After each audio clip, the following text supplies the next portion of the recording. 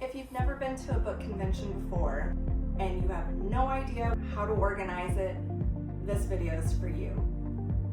Post-it notes are going to be your best friend. I also use them when I am organizing my books, make it as easy as possible on authors as I can and keep the line moving. I don't want to be that person that holds the whole thing up because I was disorganized. So what I like to do is write the name of the author, and then usually for most book conventions it seems like the limit for signing is 3. So if I'm bringing 3 books or maybe a book and 2 book plates, I mark it up here, 1 of 3, 2 of 3, 3 of 3, so then that way I don't accidentally miss out on having a book signed because my book cart was a mess or something like that.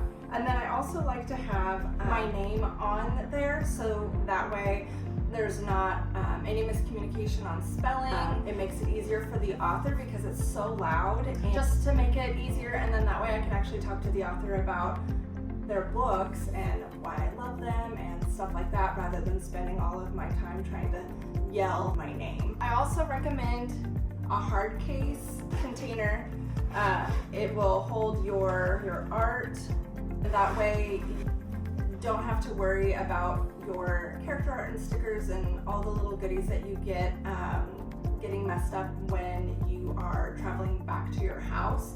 We all know that airlines do not take care of our luggage.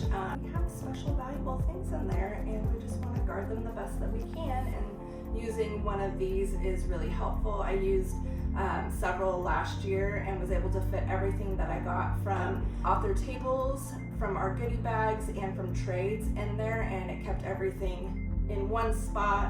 I didn't have to worry about it falling out, and then everything was safe, and it was easier to pack my luggage on the way home because I wasn't having to worry about the way that I placed something, because this has corners and protection for that, so it's really handy. I also recommend bringing gallon-sized Ziploc bags. They're not perfect, but they do help protect the edges of your books. I would say for sure leave your dust jackets at home. Nobody wants to see those damaged, and that's all that will happen. They'll just get tore and crumpled. You don't want that. So I would recommend leaving those at home and then putting your books in Ziplocs. I also prefer the gallon size from Costco because they're extra large. So if you have a massive book, they don't always fit in just one. I've had to use 2, top and bottom, just to try to get it covered, and it didn't work super great. But last year I used the gallon size one, and I was able to fit even my largest book in there without any issues, which was really nice. Just a little added security for our precious babies. I also recommend bringing a tote bag. They're super handy. I went 1 year without one and regretted it, and used it last year, and it was super helpful.